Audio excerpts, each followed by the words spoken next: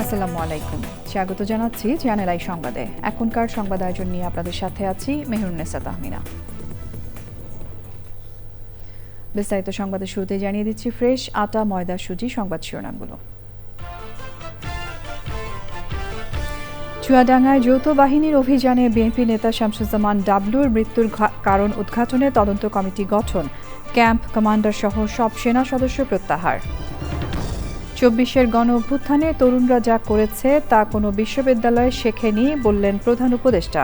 পুরো বিশ্বের শিক্ষা পদ্ধতি ভুল ধারায় এগুচ্ছে মন্তব্য। ২২শে জানুয়ারি থেকে নির্বাচনী প্রচার কার্যক্রম শুরু করবেন তারেক রহমান। আগে নির্বাচন পরিচালনার প্রস্তুতি শেষ করতে চান বিএনপি নেতারা। প্রান্তিক জনগোষ্ঠীর টেকসই অগ্রযাত্রায় ন্যায্য রূপান্তরের বিকল্প নেই বলে বিশিষ্টজনদের মত। এনডিসি 3.0 বাস্তবায়নে সামাজিক সুরক্ষা ও ন্যায্যতা নিশ্চিতের তাগিদ। ভারতে গিয়ে টি-20 বিশ্বকাপ না খেলার পুরনো সিদ্ধান্তে অনড় বাংলাদেশ ক্রিকেট বোর্ড। ভিডিও কনফারেন্সে আইসিসি বিসিবি বৈঠক। এবং রাজধানীতে ২৪তম ঢাকা আন্তর্জাতিক চলচ্চিত্র উৎসব চলছে। ৯ দিনব্যাপী উৎসবের মিডিয়া পার্টনার চ্যানেল আই।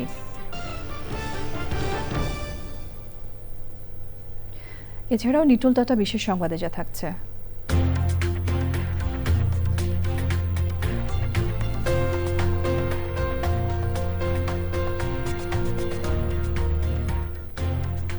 নিখোঁজ শিশু উদ্ধারে দেশে প্রথমবারের মতো জরুরি সতর্কতা ব্যবস্থা মুন অ্যালার্ট চালুর খবর।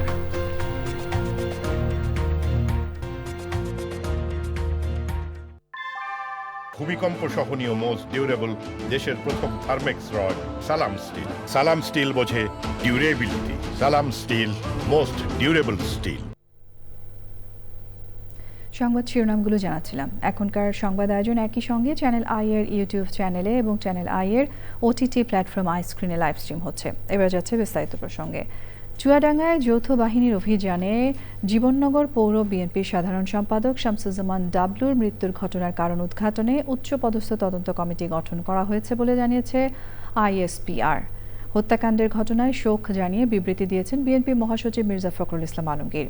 এ ধরনের ঘটনাকে লোমহর্ষক ও মর্মান্তিক উল্লেখ করে সেনাপ্রধানের হস্তক্ষেপ চেয়েছেন তিনি।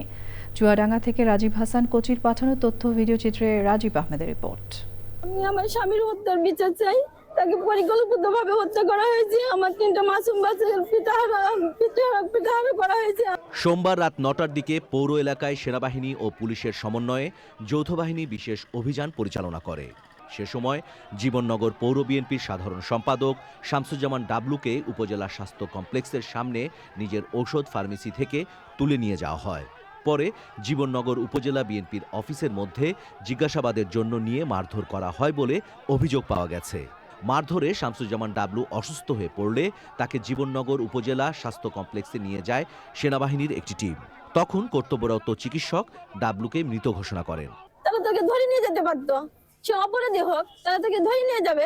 কেন মেরে ফেলা হলো? তাকে সাথে সাথে কেন মেরে ফেলা হলো? আমাদের ফ্যামিলিতে কোনো সংবাদ দেওয়া হলো না কেন? শামসুজ্জামান ডাবলুর আত্মীয়স্বজন ও দলীয় নেতাকর্মীরা বিষয়টি জানতে পেরে জীবননগর উপজেলা স্বাস্থ্য কমপ্লেক্সের গেটে সামনে গিয়ে জড়ো হন। ইতিমধ্যে এই হত্যাকাণ্ডের বিরুদ্ধে আমরা মামলা দায়ের করেছি। এই মামলা দায়েরের পরে যদি আমরা বিচার চাই, তাহলে আমাদের যে কাজটা, যে রিপোর্টটা সবার আগে লাগবে, ডাক্তারের রিপোর্ট এবং পোস্টমর্টেম। এ অমানবিক ও পৈশাচিক ঘটনায় গভীর শোক ও দুঃখ প্রকাশ করে বিবৃতি দিয়েছেন বিএনপির মহাসচিব মির্জা ফখরুল ইসলাম আলমগীর। বিবৃতিতে তিনি বলেন, যৌথ বাহিনী অস্ত্র উদ্ধারের নামে শামসুজ্জামান ডাবলুকে তুলে নিয়ে হত্যা করা দেশের মানুষ কখনোই সমর্থন করে না। এ ধরনের ঘটনাকে লোমহর্ষক ও মর্মান্তিক উল্লেখ করে সেনাপ্রধানের হস্তক্ষেপ চেয়েছেন মির্জা ফখরুল। আইএসপিআর জানিয়েছে, ঘটনাটি অনাকাঙ্ক্ষিত, দুঃখজনক এবং কোনোভাবেই গ্রহণযোগ্য নয়। ওই ক্যাম্পের কমান্ডার ও অভিযানে অংশগ্রহণকারী সব সেনা সদস্যকে সেনানিবাসে প্রত্যাহার করা হয়েছে।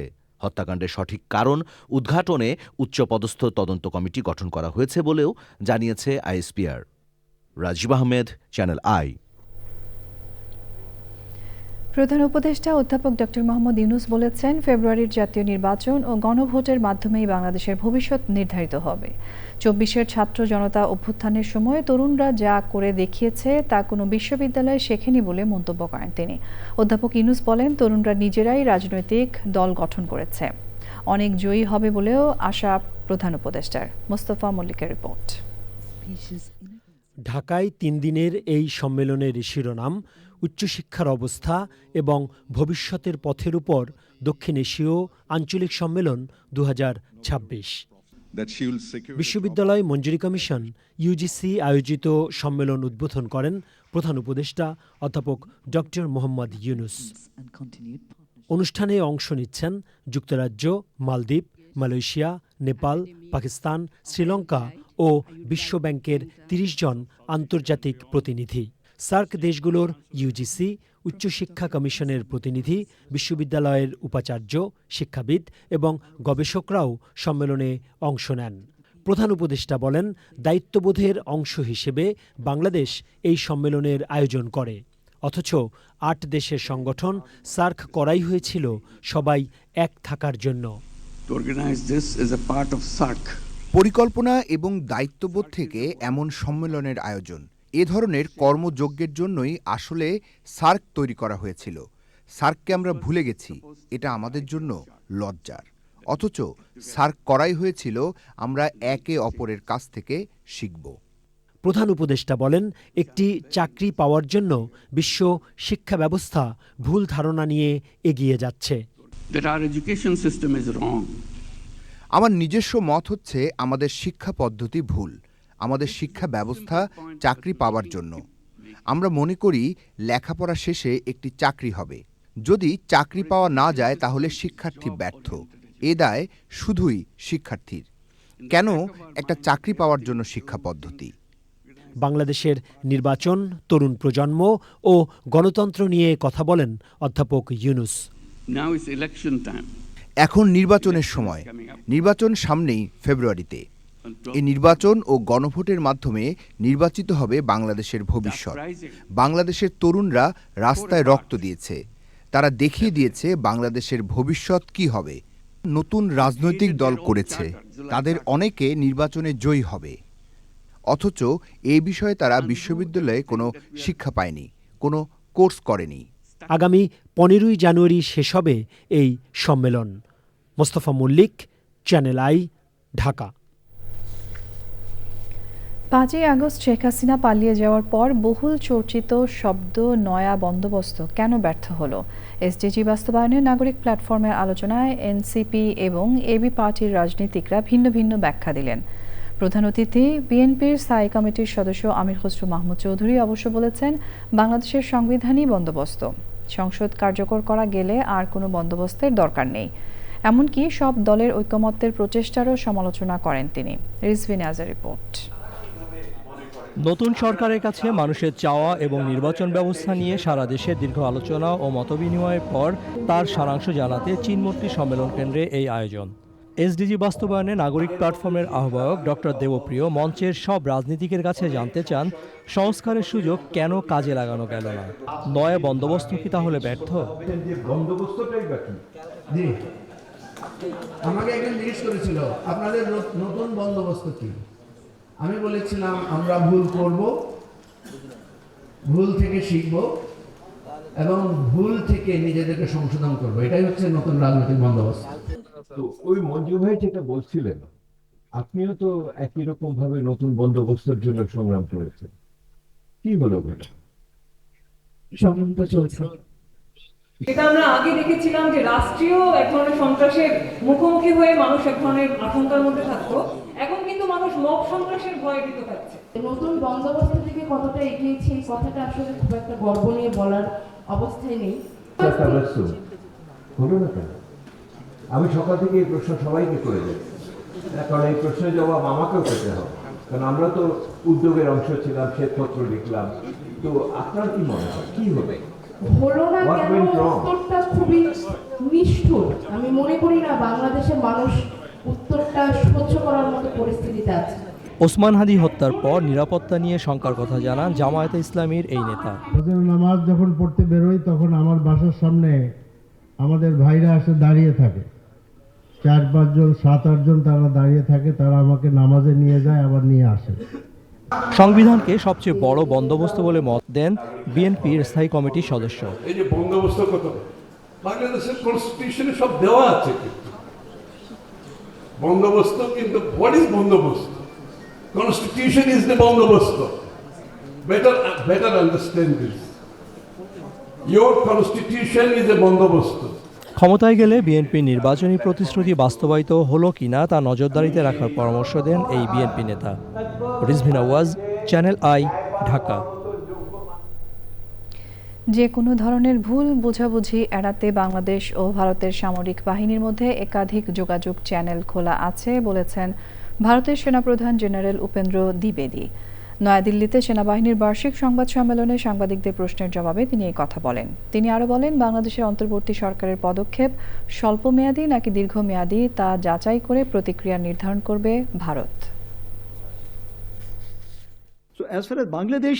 প্রথমত, বাংলাদেশের ক্ষমতায় কি ধরনের সরকার রয়েছে তা আমাদের জন্য বোঝা খুবই গুরুত্বপূর্ণ।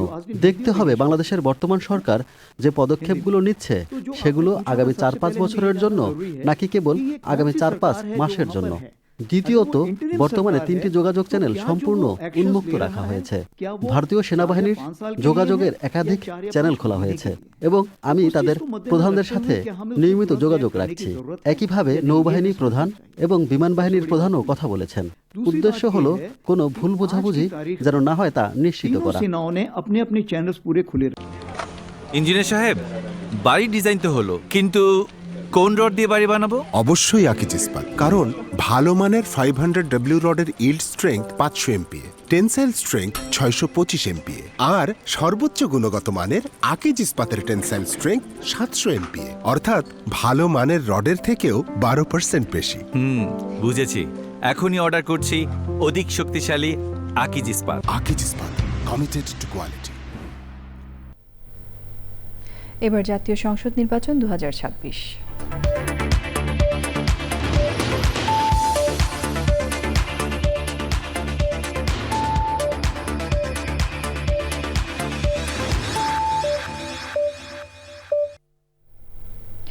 ত্রয়োদশ জাতীয় সংসদ নির্বাচনে অংশ নিতে আগ্রহী প্রার্থীদের আপিল শুনানির চতুর্থ দিনে মোট শুনানি হয়েছে 70 জনের, মঞ্জুর হয়েছে 53 আর নামঞ্জুর 17। এ পর্যন্ত 200টির বেশি আপিল শুনানি হয়েছে। আরও জানাচ্ছেন মিথিলা নাজনীন। হলফনামায় তথ্য গোপন, মামলা, ঋণ খেলাপি সহ নানা ত্রুটির কারণে রিটার্নিং কর্মকর্তাদের যাচাই বাছাইয়ে বাদ পড়ে প্রার্থিতা ফিরে পেতে নির্বাচন কমিশনে আপিল করেন অনেকে। মঙ্গলবার চতুর্থ দিনের মতো আপিল শুনানি হয়েছে। কিছু প্রার্থীকে বা কিছু রাজনীতিবিদকে গানম্যান দেওয়া হয়েছে। এটা এক ধরনের বৈষম্য। আপনি কাউকে গানম্যান দিবেন, আবার কাউকে নির্বাচনকালীন সময় দিবেন না। এটার মাধ্যমে একটা প্রশাসনিক আনুকূল্য এবং ফেভার দৃশ্যমান হয়। বিগত সরকারের আমলে জাতীয় পার্টি সহ যারা 14 দলে শরিক ছিল তাদের প্রার্থিতা বাতিলে ইসিকে স্মারকলিপি প্রদান করে জুলাই ঐক্য। এখন পর্যন্ত জাতীয় পার্টি, আওয়ামী লীগের স্বতন্ত্র ক্যান্ডিডেট, 14 দল সবাই অধিকাংশের মনোনয়ন বৈধ হয়েছে এবং তাদের মনোনয়ন বৈধ হিসেবে টিকে আছে। অন্যদিকে জুলাই যোদ্ধাদের মনোনয়ন বাতিল করে দেওয়া হচ্ছে। তো এই পরিপ্রেক্ষিতে আমরা আজকে নির্বাচন কমিশনে এসেছিলাম এবং আমরা আমাদের দাবি জানিয়েছি, স্মারকলিপি জমা দিয়েছি যে কাল বিলম্ব না করে যে সকল জাতীয় পার্টির নেতৃবৃন্দ নির্বাচনে অংশগ্রহণ করার জন্য মনোনয়ন তুলেছে তাদের প্রত্যেকের মনোনয়ন বাতিল করতে হবে। আপিল শুনানি চলবে 18 জানুয়ারি পর্যন্ত। Mithila Naznin, Channel I, Dhaka. ত্রয়োদশ জাতীয় সংসদ নির্বাচন সামনে রেখে 22 জানুয়ারি থেকে নির্বাচনী প্রচার কার্যক্রম শুরু করবেন বিএনপি চেয়ারম্যান তারেক রহমান। তবে এর আগে দলীয় এজেন্ট, পোলিং এজেন্ট এবং প্রার্থীদের প্রশিক্ষণ দিচ্ছে বিএনপি। দলের নেতারা জানিয়েছেন, নির্বাচনী প্রচার কার্যক্রম শুরুর আগে নির্বাচন পরিচালনার সব ধরনের প্রস্তুতি সম্পন্ন করতে চান তারা। রাহুল রায়ের রিপোর্ট।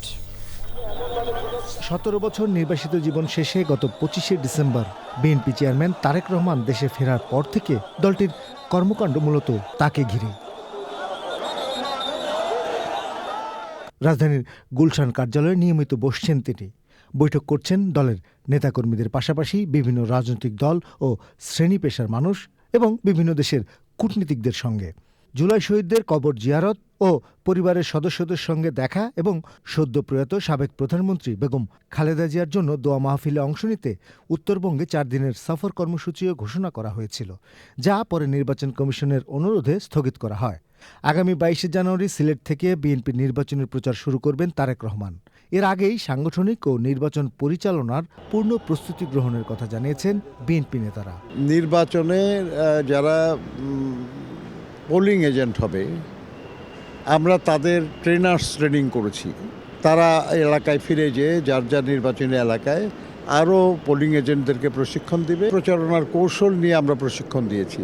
সোশ্যাল মিডিয়া বিষয় নিয়ে আমরা প্রশিক্ষণের ব্যবস্থা করেছি। ট্র্যাডিশনাল মিডিয়া সেগুলোর সঙ্গে কিভাবে ডিল করা যাবে, প্রচারণা যাতে অপপ্রচার ঠেকানো যায় কেমনে, প্রচার আরও বেশি কার্যকর করা যায় কেমনে, এগুলো নিয়ে আমরা প্রার্থীদেরকে আমরা প্রশিক্ষণ দিয়েছি। বা আমাদের যে আগে সরকার ছিল তাদের যে অর্জন সেগুলেন বলতে পারে, অভিযোগ হচ্ছে নানান রকমের অপপ্রচার হচ্ছে, সেগুলেন কিভাবে তারা জবাব দিতে পারে, এগুলো নিয়ে কাজ করছি। এজেন্ট নিয়োগ করা, এজেন্টদেরকে ট্রেনিং দেওয়া, তারপরে ভোটারকে সেন্টার ওয়াইজ কমিটি করা, সেন্টারে কত লোক থাকবে সেই ব্যবস্থা করা, তারপরে যে ভোটারদের লিস্ট নিয়ে ভোটার স্লিপ তৈরি করা, বাড়ি বাড়ি যে ভোটার স্লিপটা দিয়ে আসা, প্রতিবেশীদের সাথে যাতে আমাদের কর্মীরা ইন্টারঅ্যাক্ট করে সেটা করছে তারা। এইভাবে এই কয়টা দিন 22 তারিখ পর্যন্ত আমাদের চলতে হবে। 22 তারিখের পরে আমরা ফুল ফ্লেজেড ক্যাম্পেইনে নামবো, মানুষের কাছে যাব, মানুষের কাছে ভোট চাইবো আর কি। বিএনপি নেতারা জানিয়েছেন নির্বাচনের জন্য সবচেয়ে সরব দল হিসেবে একটি সুষ্ঠু নির্বাচনের জন্য সব ধরনের সহযোগিতা করবেন দলের নেতাকর্মীরা। 22 তারিখে তো উনি যাবেন, ম্যাডামও করতেন, উনি সিলেটে থেকে উনি ওনার প্রচারণা শুরু করবেন। সেখানে ওখানে সিলেটে যেভাবে ওরা ব্যবস্থা করছে সেইভাবে উনি প্রচার করবেন আর কি। ওনার পক্ষে তো বাড়ি বাড়ি যাওয়া সম্ভব না, উনি হয়তো জনসভার মাধ্যমে বিএনপির পক্ষে ভোট চেয়ে প্রচারণা শুরু করবেন। শান্তিপূর্ণ, অবাধ এবং সুষ্ঠু নির্বাচন অনুষ্ঠানে আমরা কি সহযোগিতা করতে পারি? আমরা মনে করি যে এই দায়িত্ব নির্বাচন কমিশনের, এই দায়িত্ব সরকারের, কিন্তু রাজনৈতিক দল হিসাবে আমাদেরও কিছু দায়িত্ব আছে। সেই দায়িত্ব আমরা কিভাবে পালন করতে পারি এই নিয়েও আমরা আমাদের প্রার্থীদের সঙ্গে, আমাদের নেতৃবৃন্দের সঙ্গে আমরা কথা বলেছি। এই যে সময়টা, এই সময়টাকে আমরা এইভাবেই কাজে লাগানোর চেষ্টা করছি, যাতে করে যেদিন থেকে প্রচারণা শুরু হবে সেই দিন থেকে যেন অত্যন্ত কার্যকরভাবে আমাদের নেতাকর্মীরা এবং প্রার্থীরা নির্বাচনে কাজ করতে পারে। দলের সিনিয়র নেতারা জানিয়েছেন বিধিমালা মেনেই নির্বাচনী প্রচার কার্যক্রম পরিচালনা করবে BNP. Rahul Roy, Channel I, Dhaka. দলীয় বিভিন্ন কার্য সম্পাদনে ব্যস্ত সময় পার করছেন বিএনপি চেয়ারম্যান তারেক রহমান। মঙ্গলবার তার সঙ্গে সৌজন্য সাক্ষাৎ করেছেন দলটির নেতাকর্মীরা। বিকেলে ঢাকা 14 আসনে বিএনপি মনোনীত প্রার্থী সঞ্জিদা ইসলাম তুলি তারেক রহমানের সঙ্গে সৌজন্য সাক্ষাৎ করেন। সাক্ষাৎ শেষে সাংবাদিকদের তিনি জানান, নির্বাচনকে সামনে রেখে দলের নেতাকর্মীদের বিভিন্ন ধরনের দিক নির্দেশনা দিচ্ছেন তারেক রহমান। তারই অংশ হিসেবে ছিল এই সাক্ষাৎ। রাজনীতির মাঠে যেহেতু আমরা গতানুগতিকভাবে অনেক অভিজ্ঞতা নিয়ে আসিনি, তো গাইডেন্সটা আমাদের সবসময় দরকার হয় সকলের কাছ থেকে, তো সেই পরিকল্পনা আর গাইডেন্স নিয়ে চলছে। জামায়াতে ইসলামীর আমির ডাক্তার শফিকুর রহমানের সঙ্গে সাক্ষাৎ করেছেন জার্মানির রাষ্ট্রদূত ডাক্তার রুডিগার লোটস। সকালে রাজধানীর বসুন্ধরায় জামায়াতের আমিরের কার্যালয়ে এই সাক্ষাৎ ও বৈঠক অনুষ্ঠিত হয়। এই সময় রাষ্ট্রদূতের সঙ্গে ছিলেন দূতাবাসের পলিটিক্যাল ও প্রেস অফিসার শার্লিনা নুজহাত কবির। বৈঠকে আসন্ন ত্রয়োদশ জাতীয় নির্বাচন বাংলাদেশের জন্য অত্যন্ত গুরুত্বপূর্ণ বলে উল্লেখ করা হয়। নির্বাচন অবাধ, সুষ্ঠু ও গ্রহণযোগ্যভাবে সম্পন্ন করার লক্ষ্যে জার্মানির সহযোগিতা ও কারিগরি সহায়তা কামনা করে জামায়াত। একই সঙ্গে বাংলাদেশের নারী সমাজের অধিকার সুরক্ষা, কর্মক্ষেত্রে দক্ষতা বৃদ্ধি এবং সার্বিক উন্নয়নে জার্মানির অব্যাহত সমর্থনের প্রত্যাশা ব্যক্ত করা হয়। এবারে অন্যান্য সংবাদ। বিএনপির প্রতিষ্ঠাতা জিয়াউর রহমান এবং সাবেক প্রধানমন্ত্রী ও দলের চেয়ারপারসন বেগম খালেদা জিয়ার কবর জিয়ারত করে শ্রদ্ধা জানিয়েছেন ঢাকা জেলা বিএনপি সাংগঠনিক সম্পাদক ব্যারিস্টার ইরফান ইবনে আমান অমি। সকালে রাজধানীর শেরেবাংলা নগরে জিয়া উদ্যানে গিয়ে শ্রদ্ধা জানিয়ে বিদেহী আত্মার মাগফিরাত কামনা করে দোয়া করা হয়। বেগম খালেদা জিয়ার রেখে যাওয়া আদর্শ, দৃষ্টান্ত ও কর্মপরিকল্পনা অনুসরণ করেই তারেক রহমান বাংলাদেশের কল্যাণে কাজ করে যাবেন বলে আশা প্রকাশ করেন তারা। আপসীর নেত্রী, তার জন্য যে ভালোবাসা মানুষ সেদিন দেখিয়েছে, এবং উনি চিরকাল ছিলেন, আছেন এবং সবসময় থাকবেন আমাদের এবং জাতির গণতন্ত্রের মা, এবং তার এই ঐতিহাসিক যাত্রার আমি সামান্য সঙ্গী হতে পেরে আমি গর্বিত। প্যারিস চুক্তি অনুযায়ী এনডিসি 3.0 বাস্তবায়নে ন্যায্য রূপান্তর প্রক্রিয়া নিশ্চিতের বিকল্প নেই বলেছেন প্রকৃতিবন্ধু বীর মুক্তিযোদ্ধা মুকিত মজুমদার বাবু। প্রথাগত অর্থনীতি ও সমাজ ব্যবস্থার বিপরীতে পরিবেশ বান্ধব ব্যবস্থাপনা নিশ্চিতে বিশ্বজুড়ে যখন জোর তাগিদ, তখন সার্বিক জনগোষ্ঠীকে মূল স্রোত ও সুবিধার আওতায় রাখতে প্রকৃতি ও জীবন ফাউন্ডেশন এবং জেটিবিসির প্রামাণ্যচিত্রে সচেতনতার বার্তা। বিস্তারিত মোশাহেদ রনি রিপোর্টে।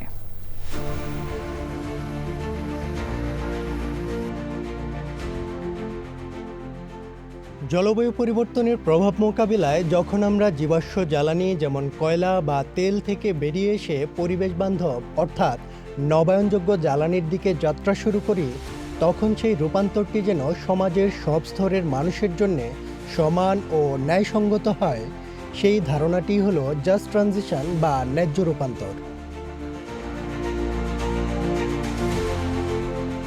চলতি বছরের নভেম্বরে বাংলাদেশ আনুষ্ঠানিকভাবে স্বল্পোন্নত দেশ থেকে উত্তরণ পেতে যাচ্ছে। এই উত্তরণের সন্ধিক্ষণে দাঁড়িয়ে জলবায়ু পরিবর্তনের প্রভাব এবং বৈশ্বিক সবুজ অর্থনীতির চাহিদার সাথে খাপ খাইয়ে নিতে বাংলাদেশ তার শিল্প ও জ্বালানি খাতে আমূল পরিবর্তন আনছে। এই পরিবর্তনের প্রক্রিয়ায় শ্রমিক কিংবা অন্যান্য জনগোষ্ঠীকে ক্ষতিমুক্ত রাখতে প্রয়োজনীয় সচেতনতা ও কার্যকর উদ্যোগ নিশ্চিতে ন্যায্য রূপান্তর নিয়ে প্রকৃতি ও জীবন ফাউন্ডেশন এবং জাস্ট ট্রানজিশন বাংলাদেশ সেন্টার নির্মাণ করেছে সময়োপযোগী প্রামাণ্যচিত্র। To meet its NDC 3.0 goals, Bangladesh requires USD 116.18 billion in total.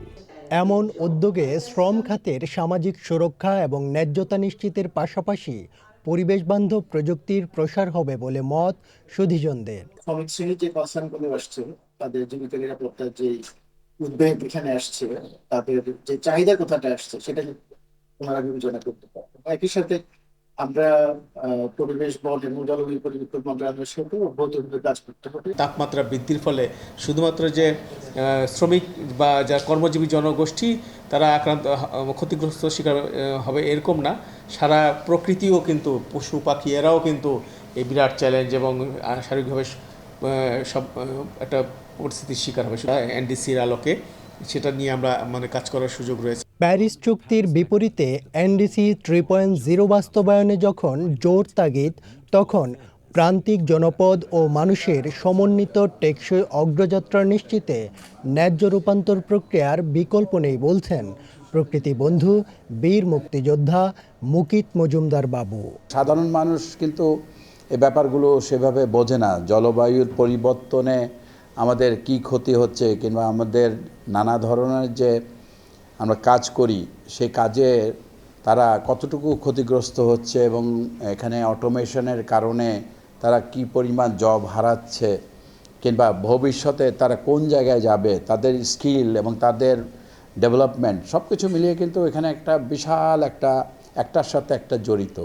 সেই জায়গাটাকে অ্যাড্রেস করার জন্য কিন্তু এই ডকুমেন্টারিটা জাস্টিস ফর ট্রানজিশন, এবং এই ডকুমেন্টারিটা যখনই খুব বেশি দেখানো হবে তাহলে কিন্তু মানুষের একটা ধারণা পরিষ্কার হবে যে আসলে এই ব্যাপারটি আমাদের জন্য কতটুকু জরুরি। ব্যাপারটি যত ছড়িয়ে দিতে পারি আমরা সবার মাঝে, ততই কিন্তু দেশ এবং মানুষ উপকৃত হবে। আমাদের দিক থেকে আমরা যেটা করছি সেটা তো করবই, পাশাপাশি অন্যদেরও সম্পৃক্ত করতে হবে। সচেতনতার বৃদ্ধির বিকল্প নাই, পাশাপাশি তার সাথে বিভিন্ন কার্যক্রম, সেই কার্যক্রমগুলোও আমাদের হাতে নিতে হবে। এটাই হলো মূল কথা। তথ্য বলছে 2041 সালের মধ্যে 40% নবায়নযোগ্য জ্বালানি এবং 2030 সালের মধ্যে 4.1 মিলিয়ন সবুজ কর্মসংস্থান তৈরির লক্ষ্যমাত্রা রয়েছে বাংলাদেশের। যথাযথ উদ্যোগে ত্বরান্বিত হবে ন্যায্য রূপান্তর, এমন প্রত্যাশা বিশ্লেষকদের। Moshahid Roni, Channel I, Dhaka. আসন্ন টি-20 বিশ্বকাপে অংশ নেয়ার ব্যাপারে নিজেদের আগের অবস্থানেই অনড় আছে বাংলাদেশ ক্রিকেট বোর্ড বিসিবি। উদ্ভূত পরিস্থিতিতে আজ এক ভিডিও কনফারেন্সে আইসিসির সাথে বসেছিল বিসিবি। সেখানে আইসিসি বাংলাদেশকে নিজেদের অবস্থান থেকে সরে এসে ভারতের মাঠে অনুষ্ঠেয় আসন্ন টি-20 বিশ্বকাপে অংশ নিতে বললেও আমিনুল ইসলাম বুলবুলের বোর্ড সে প্রস্তাব নাকচ করেছে। বোর্ড সভাপতি বুলবুল ছাড়াও আলোচনায় উপস্থিত ছিলেন সাবেক বোর্ড প্রধান ও বর্তমান বোর্ডের সহ সভাপতি ফারুক আহমেদ সহ আরও 2 জন পরিচালক। সংবাদ বিজ্ঞপ্তিতে বিসিবি জানিয়েছে চলমান ইস্যুতে আইসিসির সাথে আলোচনা চলবে। প্রিয় দর্শক, সংবাদের এই পর্যায়ে আমরা নিচ্ছি একটা বিরতি এবং বিরতির পর্যায়ে থাকছে তো জানাচ্ছি আরও একবার চ্যানেল আই সংবাদে। ইরানে চলমান সরকার বিরোধী বিক্ষোভে নিরাপত্তা বাহিনীর সদস্য সহ নিহতের সংখ্যা 2000 ছাড়িয়েছে। মঙ্গলবার ইরানের একজন সরকারি কর্মকর্তা সংবাদ মাধ্যম রয়টার্সকে এই তথ্য জানিয়েছেন। 2 সপ্তাহ ধরে চলা দেশব্যাপী অস্থিরতা দমনে কঠোর পদক্ষেপ নেওয়ার পর এই প্রথম কর্তৃপক্ষ এত বিপুল সংখ্যক মানুষের মৃত্যুর কথা স্বীকার করল। নিটুল টাটা, বিশেষ সংবাদ।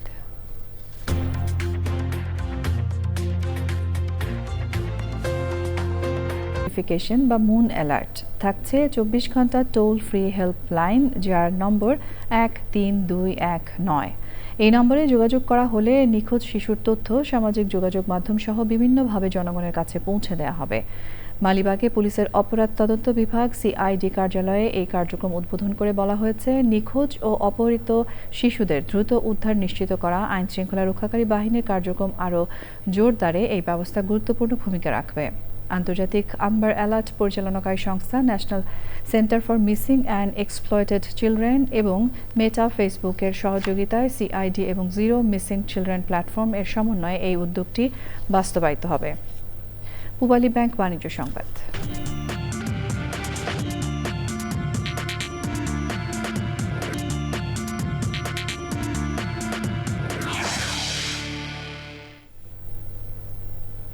সরকারি কর্মজীবীদের পে স্কেল নিয়ে কমিশনের প্রতিবেদন পাওয়ার পর সিদ্ধান্ত নেওয়া হবে বলে জানিয়েছেন অর্থ উপদেষ্টা ডক্টর সালেউদ্দিন আহমেদ।